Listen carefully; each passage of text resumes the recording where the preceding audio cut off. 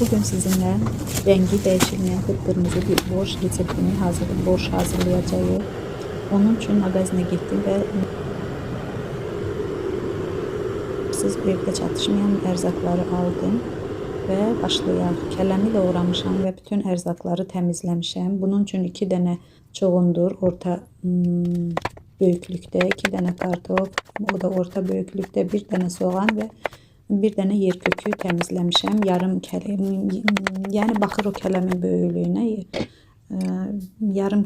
Balaca kələmin de yarısını doğramışam. Soğanı xırda doğrayıb yağda biraz kızardıram ve sonradan üzerine yer kökü əlavə edirəm. Yer kökünü de qovurduqdan sonra üzerine kələm əlavə edirəm və onlar biraz qovrulmaqda olsun. Mən isə çuğunduru rəndədən keçirdirəm. Çuğunduru mən əlavə tavada pişirirəm. Kələmə qatmıram, yəni ayrı qızardıram. Bu müddətdə kələm, yer kökü, soğan qovrulduqdan sonra üzerine önceden hazırladığım bulyon, ət bulyonu tökürəm və su əlavə edirəm.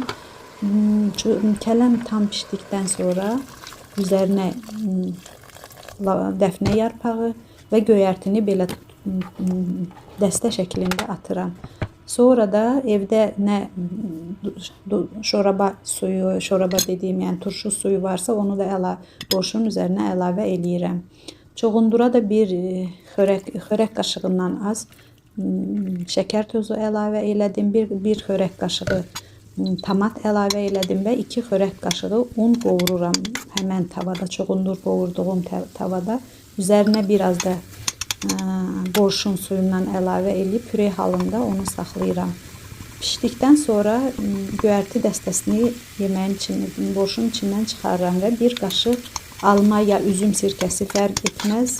Bu püf nöqtəsi budur ki, çoğundurun rənginin qırmızı qalmaq üçün mütləq ya limon sıxmalısınız ya da 1 qaşıq sirkə tökməlisiniz. Sonunda borş pişdikdən sonra da qışda hazırladığım sarımsağı, belə yayda hazırladığım sarımsağı atıram borşun üzerine.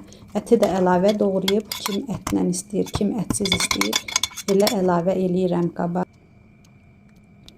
Smetan da əlavə eləyirsiniz. Olur qıpqırmızı bir borş. Pişirən hər kəsə nuş olsun və like qoymağı da unutmayın qızlar. Sağ olun. Hələlik.